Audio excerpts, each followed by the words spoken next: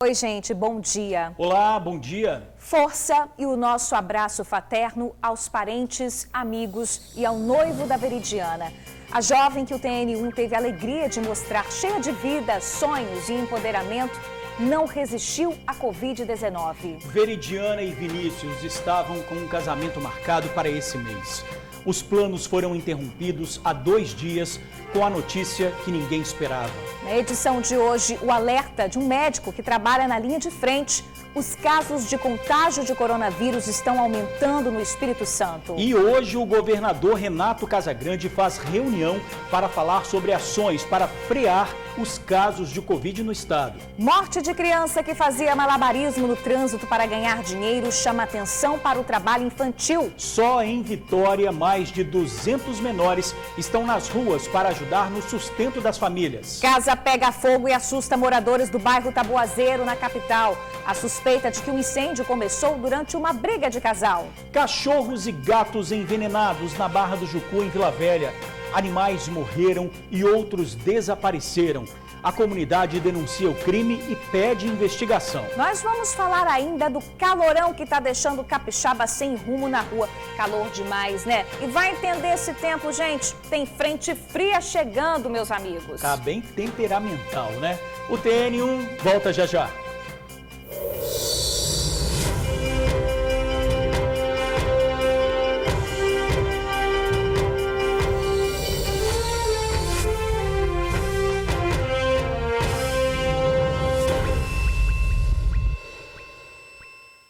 Agora, 11h44, o TN1 está de volta. Logo cedo, no bairro Taboazeiro, uma casa pegou fogo.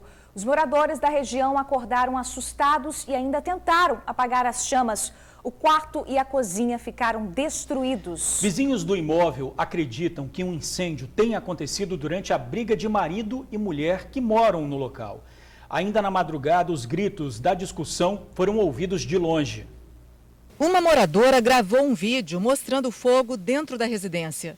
No áudio, dá para ouvir o pedido de socorro de uma mulher.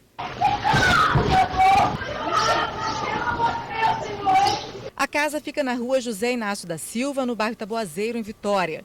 Essa moradora, que preferiu não ser identificada, falou que o incêndio começou por volta das 5h30 da manhã desta quarta-feira. Ela acredita que as chamas foram provocadas durante a briga do casal. Era 5h40, começou muito gritos. E ela pedindo socorro, pedindo socorro. Aí a gente tentou ver alguma coisa, só que estava dentro de casa. A gente só estava barulho, muito barulho.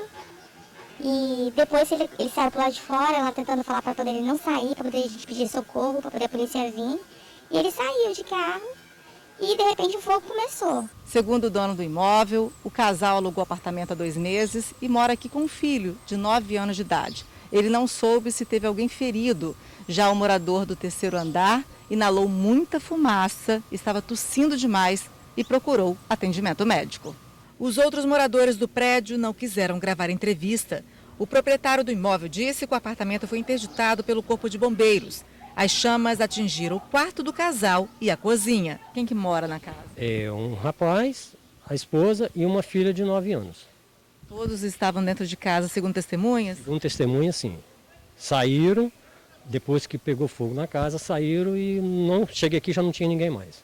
O incêndio começou aonde? No quarto e na cozinha. O fogo pegou a casa todinha, a janela, já estava saindo lá de fora o fogo. E os meninos tentaram apagar, até o bombeiro chegar. Depois o bombeiro chegou e a polícia chegou, mas já estava já bem tranquilo já.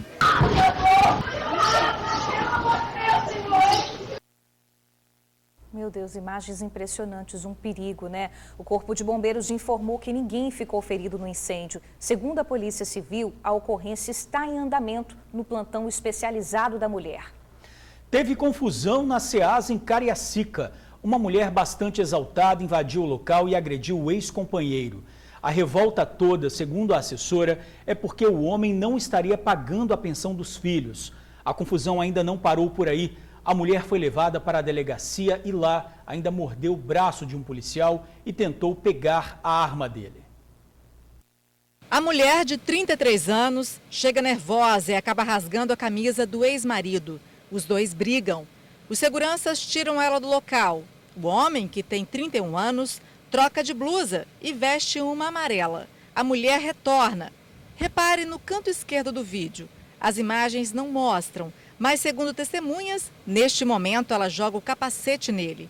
Depois, a mulher entra na lanchonete e continua a agressão. A confusão foi gravada pelas câmeras desta lanchonete que fica dentro da Ceasa, em Campo Grande, Cariacica. A briga aconteceu por volta das 11 horas da noite desta terça-feira. O homem agredido é diarista da Ceasa e estava trabalhando para um produtor de Viana. No local, ninguém quis gravar a entrevista. Segundo a administração aqui da Ceasa, a mulher entrou no local 2 vezes, primeiro a pé. Os seguranças então pediram para que ela saísse. Ela voltou em uma moto em alta velocidade. Foi quando a agressão aconteceu. Ainda de acordo com a administração, a irmã dela esteve aqui e contou que a mulher ficou transtornada após ver fotos do ex-companheiro com outra mulher e ele estava devendo a pensão. E a confusão não parou por aí. Após detida, a mulher mordeu o braço de um policial militar e ainda tentou pegar a arma dele. Familiares dessa mulher disseram que ela trabalha como técnica de enfermagem e está internada em um hospital psiquiátrico. A agressora e o homem foram encaminhados para a delegacia de plantão especializado da mulher. Ao chegar ao local, ela demonstrou sinais de surto e novamente tentou agredir o ex-companheiro. O SAMU foi acionado e a agressora foi levada para o Hospital Estadual de Atenção Clínica, onde permanece sob escolta policial. Agora o TN1 fala da morte de uma criança que fazia malabarismo no trânsito para ganhar dinheiro. Esse assunto chama atenção para um problema social que está nas esquinas, nos semáforos, está na frente de todos nós. O trabalho infantil, crianças e adolescentes desamparados. O repórter Luciano Rosetti discute esse problema com a juíza Rosalie Stange. Bom dia para vocês. Uma questão social gravíssima, trabalho infantil. Para discutir sobre isso, nós estamos aqui com a doutora Rosalie Stange, que é juíza do trabalho. Mas antes disso, vamos entender como é que aconteceu esse caso, como tudo aconteceu, todos os detalhes. O repórter Yuri Demuné preparou uma reportagem completa e mostra tudo para a gente a partir de agora. Vamos ver. Desolados e aos prantos, o pai de Cauã chegou ao DML para fazer o reconhecimento do filho. Abalados, os tios da vítima também aguardavam a liberação. Cauã Rodrigues Bertoldo Guimarães, de apenas 13 anos, que morava com o pai e os avós, morreu atropelado na Avenida Dante Michelini nesta terça-feira. Ele estava na avenida porque fazia malabarismo no sinal. O tio da criança conversou com nossa equipe aqui no DML. Ele contou que os familiares não sabiam que o menino fazia malabarismo no sinal.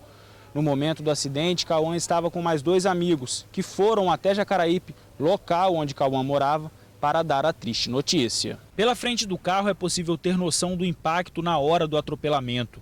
No veículo estava um casal que seguia sentido Jardim Camburi. Eles contaram que não viram Cauã atravessando.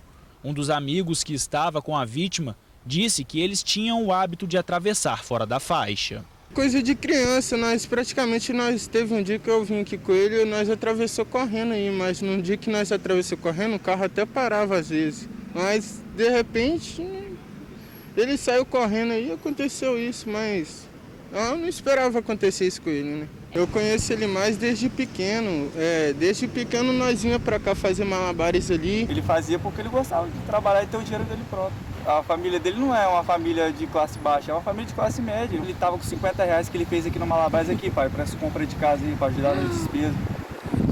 Aí o pai dele falou, eu descobri que você faz malabares. Não, pai, eu não queria te falar não, que eu fico meio envergonhado, mas é um trabalho honesto. Abalados, ninguém da família quis gravar a entrevista.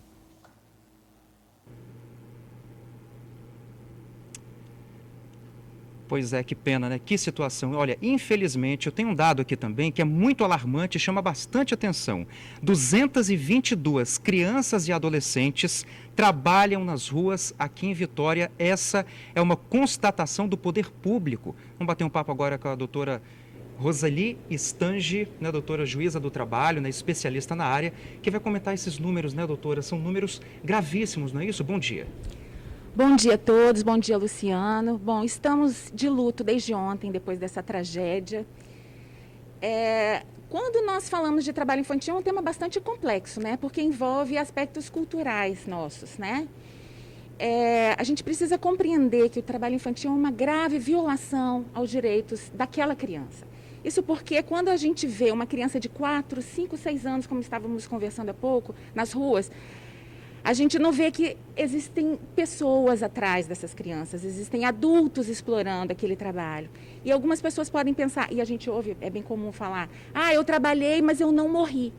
E sim, crianças morrem, sim, crianças perdem a visão, sim, crianças são mutiladas. Temos um número alarmante de comunicações de acidente de trabalho, são 56 comunicações de acidente de trabalho de crianças, de 2012, a partir do ano em que a gente começou a ter esses dados, e são números que são bem maiores, porque são números subestimados, né?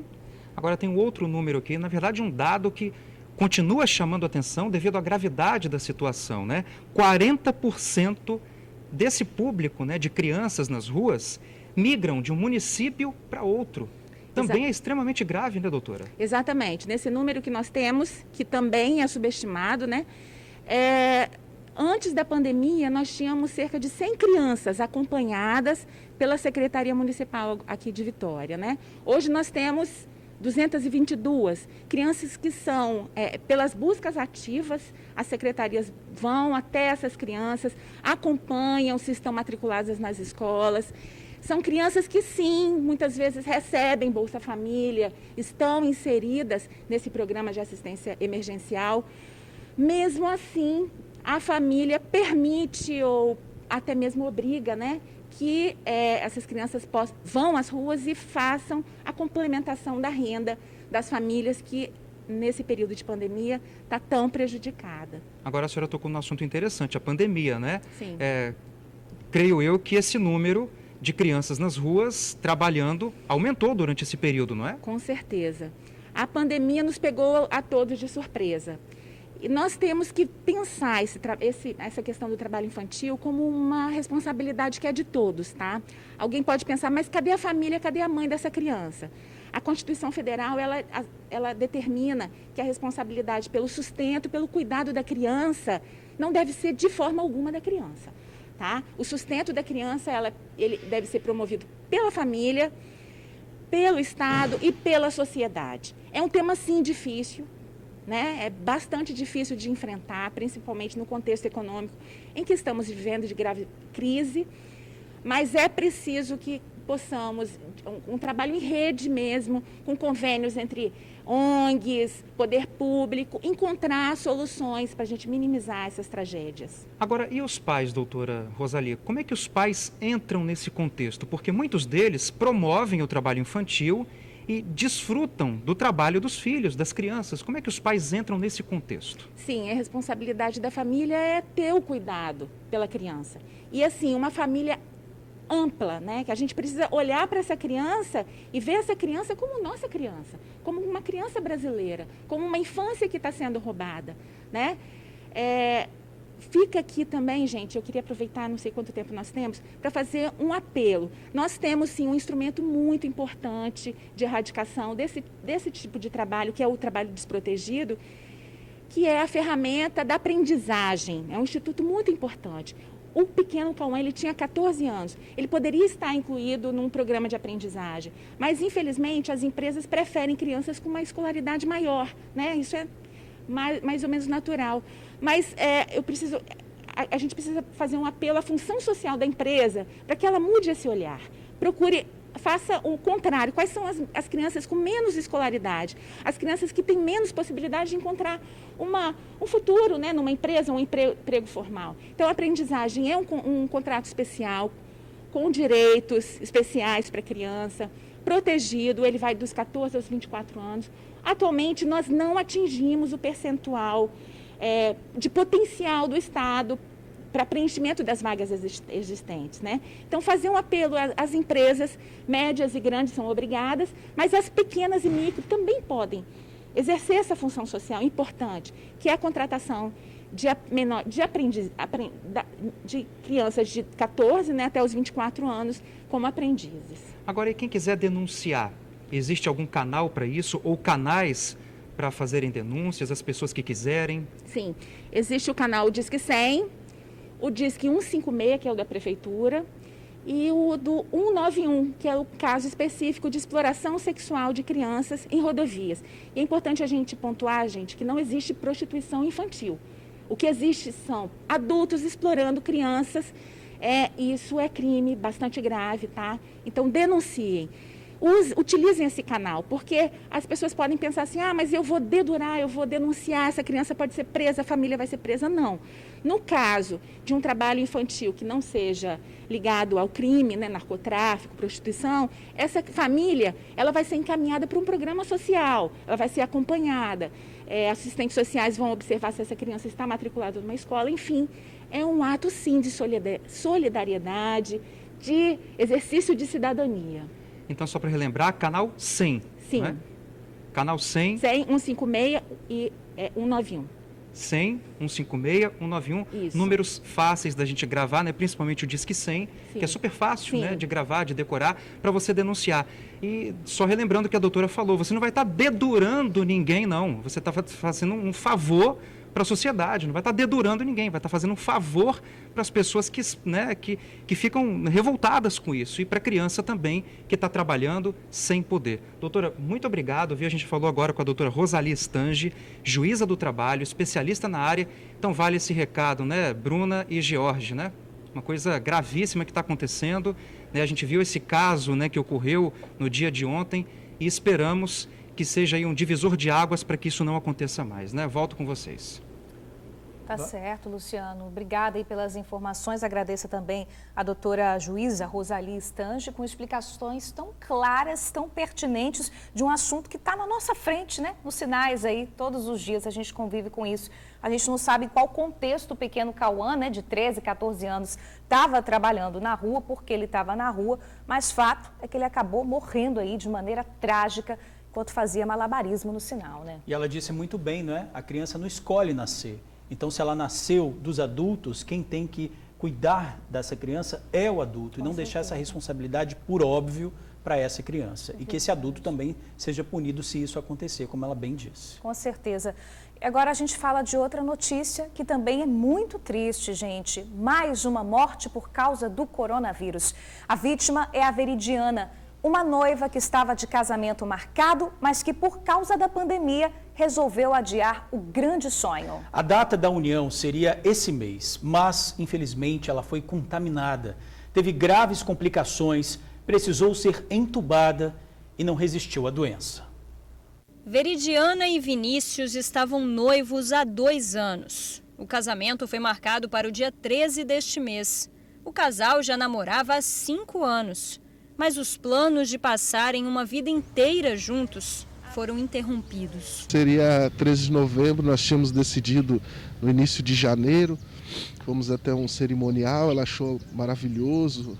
E quando em março, né, a gente ia começar, fevereiro, março, a gente ia começar a ajeitar as coisas, que veio a pandemia, né, declarado pandemia, decidimos parar, não dar prosseguimento. Hoje a gente estaria em lua de mel. E a Covid acabou com todos os planos. Veridiana foi internada com Covid-19 3 dias antes da data do casamento. Os sintomas evoluíram muito rápido. Veri não resistiu e faleceu. No sábado ela já começou a sentir falta de ar e nós fomos ao PA de São Pedro. Ela estava com a oxigenação já um pouco baixa, passaram a bomba para dilatar os brônquios. No sábado ela já não conseguia, de sábado para domingo, ela já não conseguia mais abrir a boca porque doía muito o peito e respirava pelo nariz. E nós fomos para o UPA de Castelândia e lá ela já foi colocada no oxigênio. Na terça-feira de manhã ela foi entubada no UPA de Castelândia já, transferida para o Jaime e ficou 1 semana internada no Jaime, entubada já na UTI e ontem ela faleceu. O noivo não pegou a doença. Ele conta que Veridiana sempre teve muita preocupação em seguir todos os cuidados. Mesmo antes de começar com os sintomas, os dois mantinham distanciamento dentro de casa. Ela é do tipo de pessoa que brigava com as outras no supermercado por não estarem com máscara, que quando tiram a máscara para espirrar ou tossir. Nas ruas ela ficava bestificada com tanto de pessoas que estão sem usar máscara, os bares lotados, as pessoas saindo como se tivesse algo normal, né? Desde o início ela sempre dizia, se eu pegar eu vou morrer. E eu falava assim, não vai, você não vai, a gente vai passar por isso. Veridiana era uma jovem alegre, motivada, apaixonada pela vida. Tivemos o prazer de sentir de perto o seu alto astral durante uma matéria para um dos nossos telejornais. Veri defendia a aceitação do corpo pelas mulheres. Lutava pela autoestima de cada uma.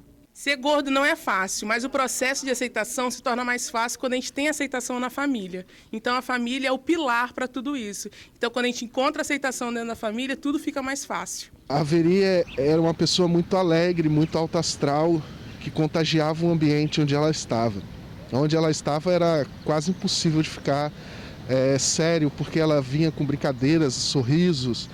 E a alegria é algo que vai marcar muito, mas o principal é que ela não permitia que as pessoas não dessem o melhor de si. Ela queria que todos nós fôssemos pessoas melhores. Veridiana é mais uma vítima da Covid-19 aqui no Espírito Santo. Nos últimos dias, o estado ultrapassou a triste marca dos 4.000 mortos. São 4.037 famílias, de acordo com a última atualização do painel Covid, que hoje choram a perda dos seus entes queridos e que tentam conscientizar outras pessoas para que não passem pela mesma dor. Se cuidem muito. Usar máscara, álcool, gel, chegar em casa, lavar, tirar as roupas, colocar para lavar. Tomar o máximo de cuidado possível, porque a Veri tinha todo o cuidado possível e infelizmente aconteceu o que aconteceu. Não brincar com a Covid, porque a Covid leva as pessoas que a gente ama. Uma dor muito grande para essa família, né? E tantas outras famílias aqui do estado. A história da Veridiana, gente, só reforça a importância da prevenção.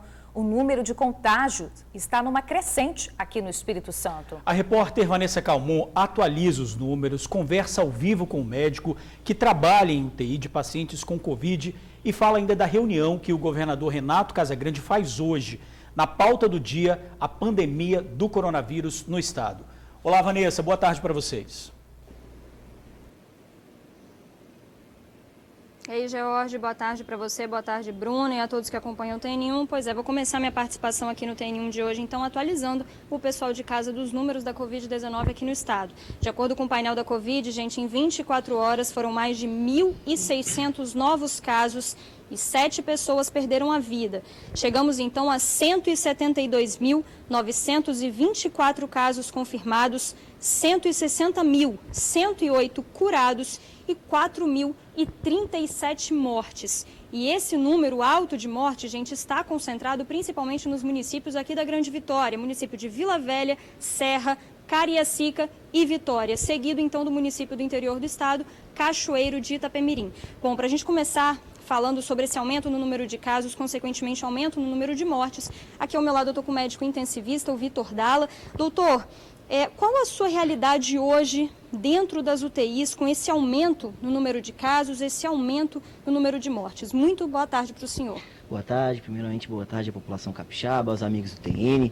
Vamos lá, nitidamente nós temos observado um aumento progressivo do número de casos, né? Nós estamos em uma fase de ascensão da curva. Não sabemos ainda se é uma continuação da primeira, se já é uma segunda curva de doença, de número de casos, mas é evidente que nós temos enfrentado um aumento progressivo do número de casos. E quando a gente tem um aumento do número de casos em absoluto, o risco de um paciente evoluir de forma grave é maior. Então, a gente, com o aumento do número de casos, nós temos, consequentemente, um maior número de pacientes graves. Isso demanda toda aquela situação da primeira onda, de aumento de necessidade de internação em UTI, de assistência ventilatória mecânica e todos esses cuidados de terapia intensiva que a gente precisa nesse doente crítico de Covid. Doutor, a gente vê também o aumento no número da lotação, né, nos leitos de UTIs. Isso, de fato, vem ocorrendo? Definitivamente, né? Por se tratar de uma doença que é de contágio pessoa a pessoa, quando a gente flexibiliza as medidas de isolamento, esse contágio aumenta. Por consequência, aumenta o número de casos. Aumentando o número absoluto de casos, a gente tem um aumento do número de casos graves. E esses casos de graves são aqueles pacientes que, novamente, precisam de UTI, precisam de assistência ventilatória mecânica. Então, nós que estávamos passando por uma fase de platô e até uma tendência a decréscimo do número de casos, começamos a ter uma ascensão. As taxas de lotação de UTI que vinham sendo esvaziadas progressivamente, que vinham com uma taxa de ocupação confortável, começam a ligar uma luzinha de alarme para a gente. Temos que tomar cuidado. Não temos motivo para pânico, né? Mas precisamos de cuidado. É momento de cuidado de todo mundo. Doutor, o senhor até começou a falar sobre flexibilização e o governador do estado, gente, publicou nas redes sociais dele hoje que hoje à tarde vai ter uma reunião, ele vai fazer uma reunião presencial com o Ministério Público, com a Assembleia Legislativa, também com representantes do comércio aqui do Espírito Santo e também representantes da igreja. Isso porque com esse aumento do número de casos graves e o número das mortes também, o governador vai discutir com as frentes o que deve ser feito agora, quais os próximos passos que devem ser feitos para tentar, então, acabar, né, com essa nova onda que está chegando aqui no Espírito Santo, que já está, inclusive, entre nós, como a gente percebe, com esse aumento no número de casos e também aumento no número de mortes. E isso, inclusive, gente, pode fazer, sim, com que tenha uma mudança no mapa de risco. Atualmente temos 2 municípios só no risco moderado, mas pode ser que isso mude, inclusive, para a Grande Vitória. Nós entramos em contato, então, com o presidente da FEComércio, o José Lino Sepulcre, que falou, inclusive,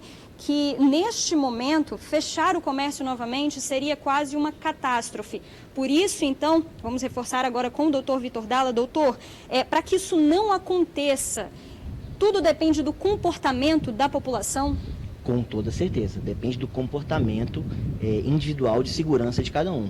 Isso desde a pandemia nós já vemos falando isso repetidamente, né? Então, não sair de casa quando não estritamente necessário, tentar manter as medidas de afastamento das pessoas, mesmo na rua, né? Sempre de máscara para evitar a transmissão de gotículas e aerosóis, álcool em gel o tempo inteiro, lavagem à mão, que é aqueles cuidados que nós já estamos falando exaustivamente. Então temos que tomar esses cuidados justamente para que a gente não tenha um aumento tão preocupante, uma porcentagem de ocupação de UTI tão preocupante, de forma que a gente tenha que fazer lockdown ou medidas mais drásticas, né? Que isso gera todos esses malefícios para a economia, para o setor do comércio, para esses outros setores além da área da saúde, né? Doutor, tudo isso enquanto não vem uma vacina, né? O secretário de Saúde do Estado, Nésio Fernandes, afirmou que uma vacina, gente, só para daqui talvez mais de 8 meses, então teríamos que conviver com essa doença ainda durante 8 meses. Qual é a melhor forma de conviver com isso, então, doutor? Exatamente. Com essa realidade da vacina vir, principalmente no segundo semestre do ano que vem, então nós temos ainda um certo período para conviver com a doença entre a gente. Então, justamente como é uma doença de transmissão de pessoa a pessoa, esses cuidados de segurança individual e coletiva se fazem cada vez mais necessários.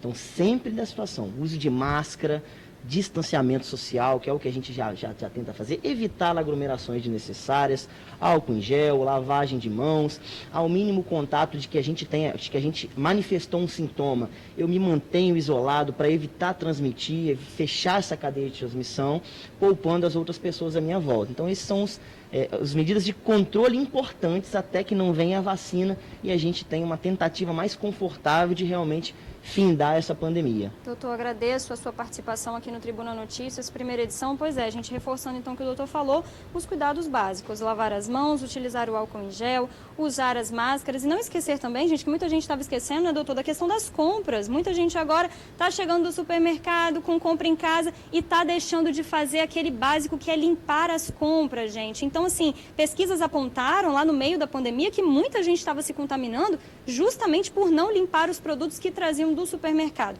Então vamos ficar atentos, vamos continuar com essa onda, né, gente, de conscientização para que, infelizmente, né, mais famílias não percam seus entes queridos, como a gente viu na matéria aí agora há pouco. Eu volto com vocês aí no estúdio, Bruna e George. Com certeza, não é momento de relaxar e da gente se descuidar, né? Pelo contrário, mais do que nunca, muita atenção em todos os detalhes. A gente não pode deixar de se cuidar agora nesse momento. E quem não está nessa onda, né, Bruna, tem que começar a criar essa onda, porque o que a gente está vendo aí, como disse o Vitor, é um aumento no número de casos, é muito grave mesmo, né? Catástrofe, a gente vai ver se a gente realmente não tomar cuidado. Perfeito. Gente, em Aracruz, uma idosa foi parar dentro do valão após ser atropelada. O vídeo feito por populares mostra a vítima sendo amparada por moradores do bairro de Fátima, local onde o acidente aconteceu. Ela passava de bicicleta quando acabou atingida por um caminhão de tratamento de água e esgoto. O corpo de bombeiros foi acionado e fez o resgate da vítima. A idosa foi levada para o pronto atendimento do bairro, onde foi medicada. Ela teve ferimentos leves na cabeça. A empresa, dona do caminhão, informou que está prestando toda assistência à mulher atropelada. Sobre o valão aberto, a Prefeitura de Aracruz informou que já elaborou um projeto de canalização, mas os recursos ainda não foram aprovados. Moradores da Barra do Jucu, em Vila Velha, estão em alerta. Cães e gatos têm aparecido mortos com sinais de envenenamento. Uma crueldade sem tamanho, né? Outros bichinhos de estimação também estão simplesmente desaparecendo. O vídeo é forte. Mostra o cachorro agonizando e a dona tentando reanimá-lo. Drago não é um cachorro quieto assim. Normalmente ele estaria aqui pedindo carinho, mas vai passar, tá? Vai passar. A proprietária do animal disse que isso foi resultado de um envenenamento. Felizmente, o cãozinho conseguiu escapar e não sofreu danos maiores. A família mora na Barra do Jucu, em Vila Velha, e por aqui, essa é a reclamação de todos os que criam animais domésticos. Um mistério está acontecendo na região. Cães e gatos estão desaparecendo. A Ivete tem 2 gatos que sumiram e, quando ela os reencontrou, estavam mortos por envenenamento. Soltamos ele assim, 1 minuto, que ele sumiu das nossas vistas, ele sumiu e nunca mais apareceu. Nós achamos que foi alguém que botou veneno e morreu. Temos a certeza que tem alguém botando veneno. A minha vizinha ali do lado também, o gato dela apareceu em casa, agonizando, com a barriga inchada, dura, igual uma pedra, só chegou em casa e morreu. Ela tem mais um gato e um cachorro. E está com muito medo. Por mais que a gente castre ele para eles ficarem em casa, eles somem. Quando das 4 horas da tarde, nós prendemos ele dentro de casa, com medo de ele não aparecer mais, de alguém que botar veneno e morrer. Ninguém sabe dizer direito o que está acontecendo por aqui. Só sabe que de uns 20 dias para cá, cães e gatos estão aparecendo mortos aqui nas ruas da Barra do Jucu. Na verdade, a comunidade desconfia que alguém ou algumas pessoas estão envenenando os animais. O assunto já ganhou as redes sociais. Muita gente revoltada com a situação comentou chamando quem está fazendo isso de covarde. Outros classificaram os atos como crueldade e lamentável. Eu acredito que esteja alguém fazendo isso para tentar acabar, diminuir com esse monte de cachorro e gato solto na rua. Mas uma coisa acho que não justifica a outra. É uma surpresa para nós aqui da Barra do Jucu, porque a comunidade, ela não só é acolhedora, a gente acolhe as pessoas, como os animais também, são muito bem tratados aqui na Barra. A comunidade pede que o poder público faça alguma coisa para descobrir quem está fazendo isso e aplicar algum tipo de punição. Eu acho que a prefeitura tinha que entrar com alguma providência, porque para que as pessoas não façam isso, não venham envenenar os cachorros, não venham maltratar nem cachorro, nem gato, nem animal nenhum, entendeu? Eu acho que isso não aconteça mais, porque se não entrar com controle nessa situação, essa situação vai continuar acontecendo. Covardia, crime lamentável e por aí vai, né? A Prefeitura de Vila Velha informou que não houve denúncia, mas vai enviar um veterinário ao local para verificar a situação. Denúncias podem ser feitas pelo 162. Já a Polícia Civil informou que é importante que as ocorrências sejam formalizadas para que os casos sejam investigados. As ocorrências de maus-tratos aos animais podem ser registradas em qualquer delegacia ou na Delegacia de Proteção ao Meio Ambiente. Denúncias podem ser feitas pelo 181. Olha, um ex-servidor da Câmara Municipal de Itarana foi preso, acusado de desviar mais de R$1 milhão dos cofres do município. O valor foi desviado durante 4 anos para a conta pessoal do ex-servidor, que atuava como tesoureiro. O homem de 47 anos, identificado como Adair Lucas, é ex-servidor da Câmara Municipal de Tarana e suspeito de desviar mais de 1 milhão dos cofres públicos da cidade. Adair era tesoureiro e contador do órgão desde 2005. As investigações apontam que o ex-servidor fraudava folhas de pagamento e apresentava falsos extratos bancários. Os desvios começaram em 2016, mas a polícia só iniciou as investigações no início desse mês, quando a esposa do acusado registrou um boletim de ocorrência sobre o desaparecimento dele. Houve um registro de uma ocorrência, desaparecimento de um cidadão. A polícia civil imediatamente iniciou as investigações para verificar se era caso realmente de desaparecimento. O roubo só foi descoberto no dia anterior, quando o presidente da Câmara Municipal foi tentar fazer uma transação para a compra de um imóvel e notou a falta de aproximadamente R$1 milhão. Ele ligou os fatos e acionou a Polícia Civil. No dia subsequente, fomos procurados pelo atual presidente da Câmara Municipal, que teria detectado uma diferença considerável na conta bancária da Câmara. Era para ter entre 800 e R$1 milhão e tinha pouco mais de R$34 mil. Essa fraude consistia na criação de folhas de pagamento suplementares, criação de folhas fictícias, desviadas para a conta bancária de um servidor comissionado que exercia a função, acumulava 3 funções: tesoureiro, contador e RH. Adair Lucas foi preso na última terça-feira em Minas Gerais por uma equipe da Polícia Rodoviária Federal. Ele transportava R$27 mil em notas de 100 e 50, o que gerou desconfiança dos policiais. Adair foi trazido para um presídio do estado e também foi exonerado do cargo. E um carro pegou fogo na Avenida Dante Michelini, em Camburi, Vitória. Vamos ver. O carro estava atrás de mim agora, o Miura. Agora começou a pegar fogo e tudo, gente. Meu Deus do céu. Ele estava vindo na moral, do nada. Do nada. Meu Deus do céu. Aí o carro tá pegando fogo, os outros dois diminuíram a velocidade para poder ver. O motoqueiro saiu rodando no chão, coitado. Ajudei ele a pegar lá a moto lá. Isso aconteceu agora há pouco, no final da manhã, né? E é mais um caso que a gente mostra aqui, tão perigoso.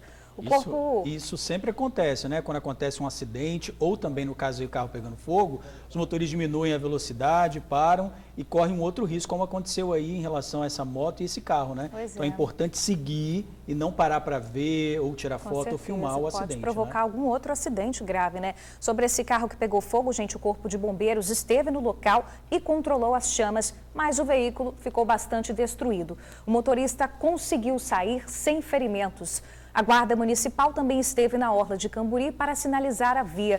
O veículo já foi retirado do local e o trânsito está liberado. Vamos para um rápido intervalo e no próximo bloco a gente fala sobre a morte de um motociclista em Vila Velha. Ele bateu no meio-fio de uma rotatória. Tem também a prisão de 2 pessoas, 2 mulheres, que furtaram roupas e carnes no comércio da Serra. E novidade em Guarapari, o município vai receber voos direto de Belo Horizonte, hein? Todos os dias durante o verão. Que boa notícia. Coisa boa, hein? Tem isso e muito mais já aqui no TN. Acidente com o ônibus do Transcol. Foi hoje cedo em Viana.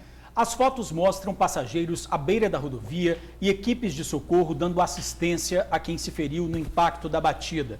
Testemunhas contam que o caminhão bateu na traseira do coletivo que faz a linha 901. Quem estava no ônibus levou um susto enorme. Nos vídeos, gente agradecendo por ter escapado do acidente sem ferimentos graves. A pista chegou a ser interditada, mas já foi liberada. E em Vila Velha, um motociclista morreu ao não conseguir desviar de uma rotatória. Ele bateu no meio-fio e acabou lançado ao chão. Pois é, quem mora no bairro Jardim Marilândia reclama da rotatória. Muitos veículos teriam dificuldade de passar por ela. Além disso, a escuridão no local pode ter ajudado no acidente. A moto em que o homem de 53 anos estava no momento do acidente ficou pouco danificada e não mostra a gravidade da queda. O motociclista foi identificado como Edinaldo Silva de Oliveira. Ele caiu após perder o controle da moto ao passar pela rua Piracicaba, em Jardim Marilândia, Vila Velha. De acordo com testemunhas, a vítima não era moradora aqui da região e não conhecia muito bem a rua. Ele seguia sentido a Avenida Carlos Lindenberg, não teria visto essa rotatória e perdeu o controle ao passar por ela. O motociclista nem chegou a ser socorrido, morreu na hora. Esse taxista que mora no bairro aponta a rotatória como um problema para o trânsito aqui e conta que acidentes estão acontecendo com frequência no local. Há muitos problemas, né? Até o mesmo ônibus ali, quando vai fazer a rotatória, entendeu? Ela tem dificuldade de virar ali, entendeu? Aqui é um dos lugares que acontecem vários acidentes, né? De veículos, né, que vai para lá, outro ali não para na rotatória, né? E tem acontecendo muito acidente nessa localidade. Na rua, pelo menos 2 postes estão com as lâmpadas apagadas. Para o seu Jorge, a falta de iluminação pode ter contribuído para o acidente. Tá meio tensa aqui essa iluminação aí, né? Ajuda muito se tiver a iluminação aí tudo certinho, aí ajuda muito. A Prefeitura de Vila Velha informou que vai enviar uma equipe de engenharia de trânsito ao local para avaliar a sinalização e estudar as melhorias para prevenir os acidentes. Informa ainda que uma equipe da Secretaria de Obras também vai ao local para verificar as medidas necessárias para melhorar a iluminação pública. 2 mulheres foram presas na Serra depois de cometerem furtos no comércio. A dupla teria praticado crime em pelo menos 4 estabelecimentos. Entre os alvos, lojas de Serra Sede. Enquanto uma tirava a atenção das funcionárias, a outra escondia as peças de roupas. Estava tudo indo bem para as ladras, até que num supermercado da região, elas foram flagradas tentando furtar peças de carne. Uma delas ainda tentou fugir, mas a guarda municipal agiu rápido e conseguiu deter a suspeita. A dupla e os objetos foram encaminhados para a Delegacia Regional da Serra. Elas foram autuadas por furto, pagaram fiança e vão responder em liberdade. O valor do material furtado é de cerca de R$600. Bruna, tem destaque aqui no Jornal A Tribuna de hoje sobre coronavírus, hein? Primeiras doses da Coronavac chegam amanhã. O anúncio foi feito pelo governador de São Paulo, João Dória, sem informar a quantidade.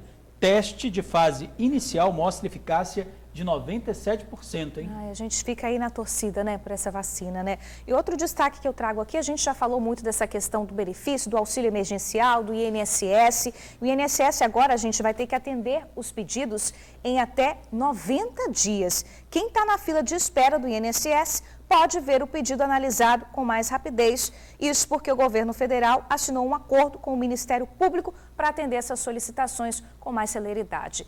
Vejam esses e outros destaques no Jornal A Tribuna de hoje. Quarta-feira, 18 de novembro, governo define 13º integral para quem teve redução de salário. Na foto principal, aberta a temporada de encomendas para o Natal. Os votos de todos os candidatos em 12 cidades. Adolescente de 13 anos que trabalhava em sinal morre atropelado em Camburi. Em esportes, com gol do capixaba Richarlison, seleção é 100%. Planos de saúde vão ter de oferecer mais remédios e cirurgias em 2021. Em AT2, show de amor com Nani People. Primeiro lote de vacina contra coronavírus chega amanhã no Brasil.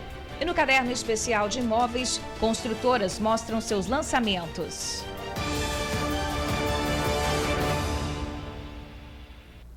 Olha, o município de Iconha, no sul do estado, registrou a primeira morte por coronavírus. A vítima é um homem de 79 anos que morava no centro da cidade. Não há informações se ele apresentava alguma comorbidade. Até agora, Iconha era o único município capixaba que ainda não havia registrado mortes por conta da doença. Dados da Secretaria Estadual de Saúde indicam que o material para diagnosticar o vírus no idoso foi coletado no último sábado. No entanto, a confirmação do resultado positivo só saiu ontem. Entre os sintomas apresentados por ele, consta apenas a ocorrência de tosse. Pois é, infelizmente, o primeiro registro de morte por coronavírus em Iconha. A cidade de menos de 14 mil habitantes já estava há mais de 7 meses sem perder moradores por causa da Covid. Olha, gente, um assunto que está dando o que falar esse Pix, né, Bruna? Pois é, tá uma polêmica, né? Várias agências bancárias querendo que você faça o Pix, outras querendo levar os clientes para agências novas. Então, como é que fica essa história? Mais de 1 milhão de transações foram realizadas no primeiro dia de operação do Pix, o novo método de pagamento criado pelo Banco Central. Pois é, mas aqui no estado, muita gente ainda está desconfiado e preferiu esperar para utilizar o sistema. O Pix está aí. E será que o capixaba já usou? Fomos às ruas para saber do povo. E aí, você já usou o serviço? Cadastrei e não usei, acredita? Por falta de costume mesmo. Entendi, mas você pretende usar? Com certeza, né? Porque com cada DOC aí, TED, você acaba extrapolando, mesmo tendo um pacote no banco, se você faz mais de 4, você pagar 10, 15 reais, aí não tem jeito. Eu não entendi ainda como é que funciona. Eles dizem que sai mais em conta pra gente, né, nas transações, mas eu fico com medo. O Pix foi lançado nesta segunda-feira, dia 16 de novembro, e segundo o Banco Central, até às 18 horas, mais de 1 milhão de transações entre instituições bancárias diferentes foram realizadas. Mas se você é de casa, também está na dúvida, como o pessoal que a gente encontrou na rua, quem vai explicar melhor como o Pix funciona é uma economista, é quem entende do assunto. O Pix veio do desenvolvimento mesmo do sistema de pagamentos, então parece muito bom e é realmente muito bom, né? Você fica livre da cobrança de taxas, você consegue fazer quase que instantaneamente ali um pagamento, inclusive nos finais de semana e sem horário determinado, né? Porque quando você tem uma limitação do DOC e da TED, você tem um horário certo, né? De 10 a 5 ou de 10 a 5h30, dependendo da instituição. E o Pix você perde totalmente esse parâmetro. Você pode fazer de madrugada, em qualquer momento, em 10 segundos você tem o pagamento feito já acreditado na outra conta. Mas vale ressaltar que essa gratuidade aí do serviço é só para pessoa física. O Pix ele pode ter taxa para as pessoas jurídicas, né, para as empresas. Então, dependendo da empresa e dependendo da negociação com a instituição financeira que você tem vínculo, pode ter sim vir alguma taxa, alguma cobrança em cima das transações. O Pix mal foi lançado, mas o pessoal já está aparecendo aí querendo aplicar golpes. Uma empresa de segurança digital já encontrou mais de 60 sites falsos que utilizam uma ferramenta que pesca os dados dos usuários. Por isso é muito importante ficar atento, descobrir a forma correta de cadastrar a sua chave. A gente orienta que você sempre faça o cadastro dentro da instituição mesmo. Então, dentro do app, dentro do site, do seu banco, da sua instituição financeira. Porque ali você vai ter certeza que somente as suas informações ficam limitadas àquela plataforma, né? Clicar em link, entrar em sites aleatórios, clicar em anúncio, eu não recomendo. No final das contas, a ideia do serviço é não impor mais limites na hora de realizar transações bancárias. Até mesmo esses apps que são utilizados hoje, que têm uma função parecida, quando você passa um determinado valor, você paga uma taxa. Né? Então, agora você não precisa mais disso. Se você vai pagar de uma forma à vista, você vai poder ter essa facilidade, principalmente de pessoa física para pessoa física, que às vezes você tinha uma maquininha e tinha que passar no débito, né? Havia uma cobrança para você. Né? Então, imagina, você é até mesmo um profissional liberal e usa na pessoa física a função débito, você pagava taxa, agora você não vai pagar mais. Tá aí. Olha, o verão está chegando e já tem muito mineiro arrumando as malas para curtir as praias capixabas. E tem boa notícia na área. Guarapari vai receber voos direto de Belo Horizonte todos os dias durante o verão, a partir do mês que vem. O anúncio foi feito pelo governador Renato Casagrande nas redes sociais e confirmado pela empresa aérea logo em seguida. Os voos começam a operar na cidade a partir do dia 17 do mês que vem. As partidas em Guarapari serão às 4h30 da tarde. Já em Belo Horizonte, será às 2h30 da tarde. As passagens já estão à venda nos canais da Azul Linhas Aéreas. As viagens serão feitas em aeronaves com capacidade para 9 passageiros. Ô, Bruna, será que não é pouco não, esse número, 9 passageiros? Eu acho pouco também, vai ter que ter uma quantidade muito grande, muita saída de avião de Belo Horizonte. Tomara, né? Tomara. Cada verão vem muitos mineiros para cá, agitando aí a nossa economia. São Tomara sempre... que tenha mais aeronaves. Verdade, né? São sempre muito bem-vindos os mineiros. Isso aí.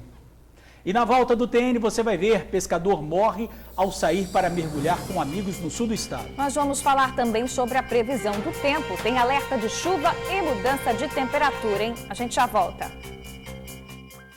TN1 de volta. Pescador morre durante mergulho em alto mar no sul do estado. José Antônio Ferreira Dias, de 52 anos, era pescador e saiu com um grupo de amigos para mergulhar em Marataízes.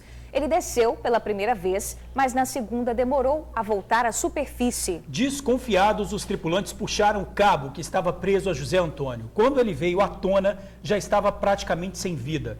Os amigos fizeram manobras para reanimar a vítima. A causa da morte será apontada após o laudo do Serviço Médico Legal. Que tristeza, né? Agora a gente fala da previsão do tempo, gente. Para hoje, de acordo com o Incapé, o clima segue abafado, tá um calorão danado demais, né? Esse tempo abafado, né? Ninguém merece. À tarde podem ocorrer pancadas de chuva com trovoadas e pontos isolados. Na Grande Vitória, temperatura mínima de 22 graus e máxima de 26. Mas, a partir de amanhã, uma frente fria se aproxima aqui do estado com possibilidade de ciclone. De acordo com o Instituto Climatempo, os fenômenos vão causar chuvas fortes e ventos de até 100 km por hora. Pois é, Bruno, uma área de baixa pressão associada à frente fria que avança pelo sudeste do país se forma no litoral capixaba a partir desta quinta-feira. Isso favorece a formação de nuvens carregadas, podendo causar temporais e rajadas fortes, principalmente no sul do Espírito Santo.